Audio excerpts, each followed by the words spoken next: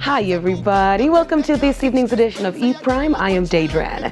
The Appleton Estate Jamaica Rum Festival marks its return with a grand partnership with the Reggae Sumfest. The festival returns from a one-year hiatus, marking its 5th anniversary by partnering with one of the biggest stage shows in the island, Reggae Sumfest.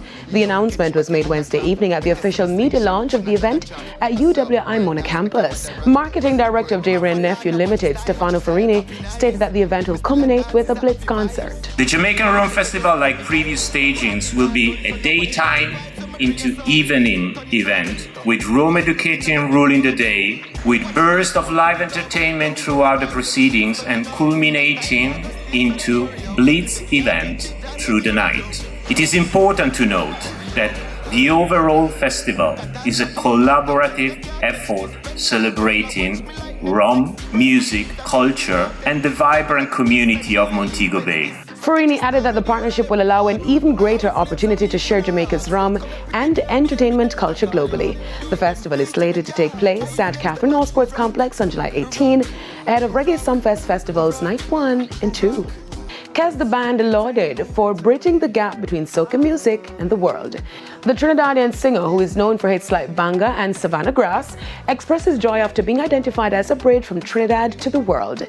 Speaking Wednesday on the Tamarind Hall show, the singer stated that it has always been a dream of his to bridge the gap between soca music and the entire world. It's a dream come true because I guess for me, I've loved all genres, but of course I grew up in Trinidad with calypso and soca. Yeah. So I wanted to get a way to put it all together and be that bridge, to be that bridge of getting the music to new airs, new places, new spaces. Kes the band, formed in 2005, saw their big break in 2011 with their hit single Whatless. However, Kes shared that prior to gaining recognition in 2011, he considered calling it quits due to his ego. The sun rises, just when it's gonna get the darkest, you know what I mean?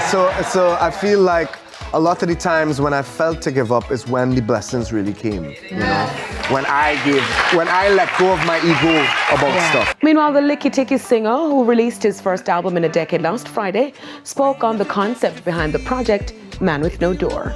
During last year, I actually met a man with no door. He had no door for 15 years. And he spoke to me about the interesting people that really came and visited him. And I was one of them that came. And he was like, I've never felt fear. I've never felt fear of anything. And I felt that was so inspiring. And I felt the same way about myself creatively. Beyonce gives not 16, but 27 reasons to cop her upcoming album, Cowboy Carter. The 16 Carriages singer Wednesday dropped a 27-track list for the highly anticipated country album, which is slated to be released this Friday. Beyonce announced the album during the 2024 Super Bowl, describing it as Act 2 of the 3-act project that began with her critically acclaimed Renaissance album, which she released in 2022. That's it for E! Prime this evening. I'm Daedran. Thank you for watching.